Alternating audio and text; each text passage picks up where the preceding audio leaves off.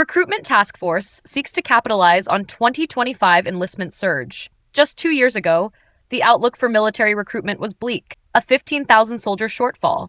The Army's deepest gap since the draft ended in 1973 forced commanders to trim training rotations and rethink end strength projections, while lawmakers warned the all-volunteer force faced its most serious manning crisis in half a century. Pandemic school closures had kept recruiters off campuses and students out of classrooms. The chaotic end of the Afghanistan war shook public confidence, and a private sector labor market flush with signing bonuses lured away many of the young Americans who still qualified for military service.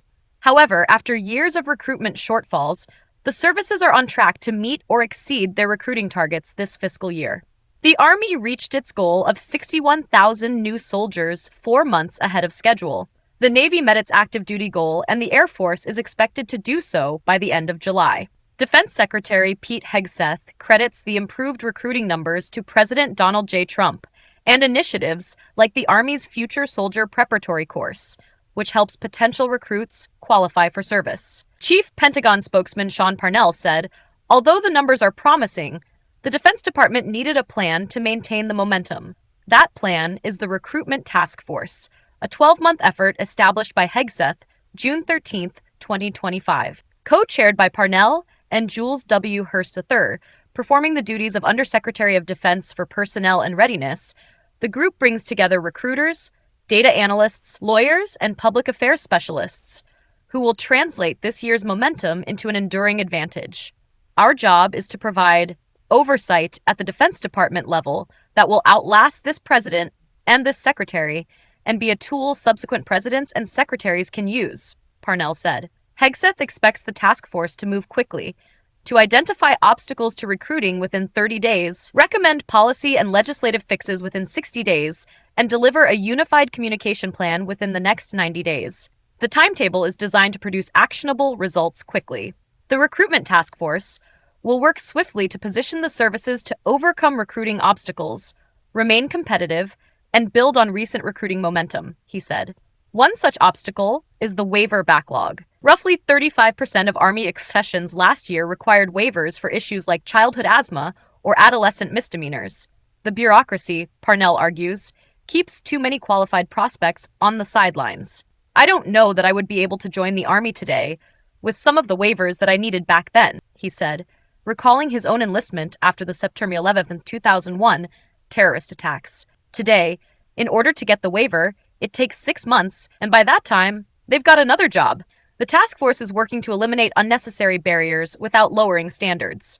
A parallel medical standards review, also directed by Hegseth, will feed directly into the group's recommendations. Another concern is the waning interest in service.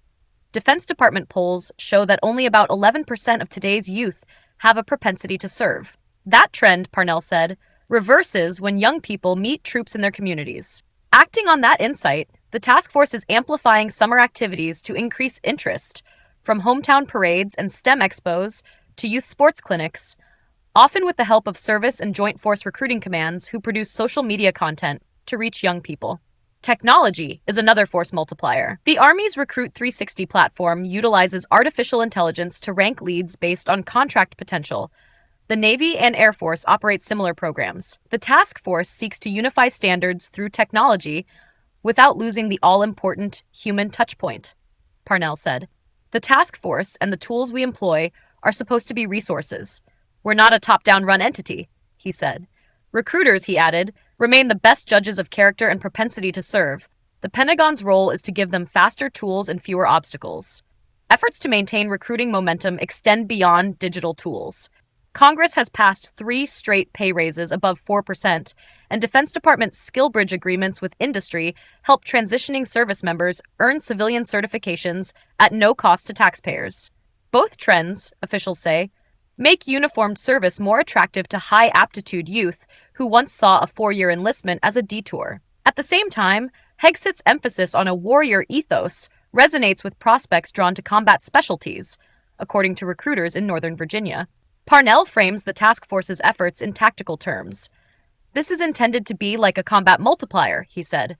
The comparison feels apt. Recruiting numbers may never command headlines like a battlefield victory, but the services agree their most essential resource is people. If the task force can reduce the waiver backlog, raise propensity, and unify messaging, it will help the all-volunteer force secure what operational leaders need most: motivated and capable personnel. Whether that happens will be clearer next year when the task force is scheduled to sunset. For now, Parnell says, momentum is on the department's side. The task is to keep it.